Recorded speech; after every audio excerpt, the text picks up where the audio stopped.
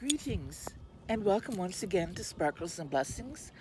I'm Ducky, and this is my YouTube channel for stories for my granddaughters.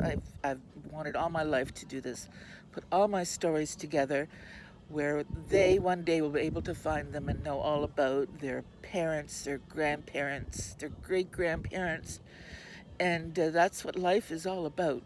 At least to me it is. It's an important part of life, knowing your family's stories. So I left off about where my grandmother was about to start telling me um, a story. A story. My grandfather, who told me stories, his mother was now going to tell me a story. And I was ready for it. I sat at that table and I listened. And she began with, there was a little boy and girl. They were a brother and sister, and they lived very happily with their mother and father in the country running a farm. And as life would have it, one day the parents disappeared. They never came back from town, and the children were told that their parents had gone to heaven. And where's heaven? They asked. Where is heaven? And they were explained in the terms of faith that this is where we go when we pass on, and we go to heaven. Okay, so the children eventually ended up at an orphanage where they couldn't see each other, they couldn't eat together, they couldn't talk to each other, and they were very lonely without each other, especially in this strange environment. And they kept asking, where's our parents? Where are our parents? And they kept getting the same answer. They're in heaven, my child. They're in heaven. So one day, by chance, they managed to find each other in a yard where they snuck behind a tree and began talking. And they basically decided that they were going to leave. They were going to leave the orphanage in search of heaven. And they did that.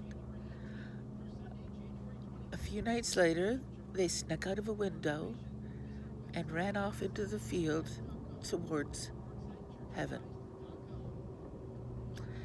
And so, whenever they stopped somebody, they would ask, can you tell us where heaven is? And and the people would kind of look down at them and say, what an odd child you are. Go away, go home. And this continued, and they could not find heaven. They could not find their parents. They only found mean people who weren't willing to help them. And now the weather was beginning to turn. It was getting colder and colder and colder, and they had nowhere to go. They had failed in their search to find their mother and their father, and now they didn't even have a place to stay warm, to sleep, to eat.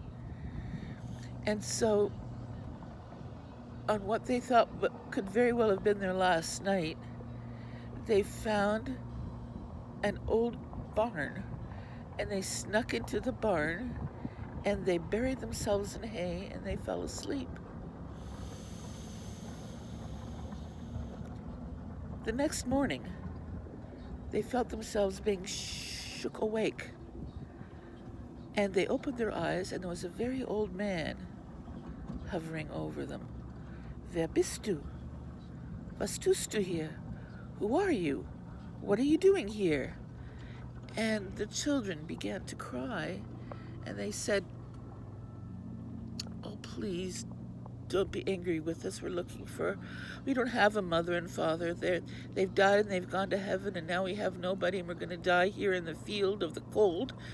And please help us. And they watched as the old man got teary-eyed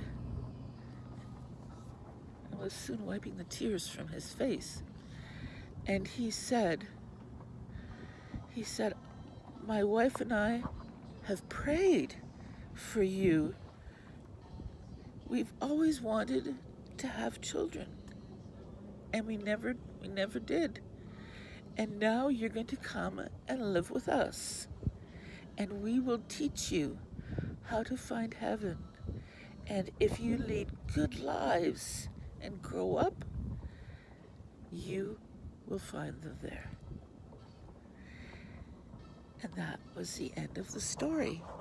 So the story basically ended with the brother and the sister learning how to find heaven, and that their parents would be waiting there. And so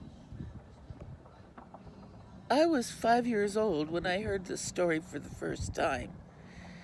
And I'm sure that I didn't get all the details, but I'm pretty sure I've got the good gist of it, because I kept telling that story over and over again to my friends and my family. And the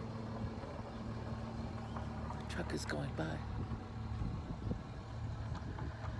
And I think when I was in 3rd grade, I even produced a school play of that story. And yeah, that was kind of cool. But anyway, I have this story. This story still has a ways to go. And I am at my 7-minute mark. My arms are getting tired. And I'm going to have to close this down. I know it's kind of silly. I've got all this stuff to help me set up my cameras and my microphones, and I've got the tent there. But all this takes time and effort and commitment, and sometimes I just don't have the strength. So I'm doing the best I can. I want to get out as many of these as I can, even if I don't have everything peachy keen, even if my arms get tired. But anyway, I just wanted to get to that point of the story, and I'm going to leave it there, and I will pick it up next time, where I hope you'll join me again to hear what else happens, because it is a good story. And so until next time, this is Ducky. Bless.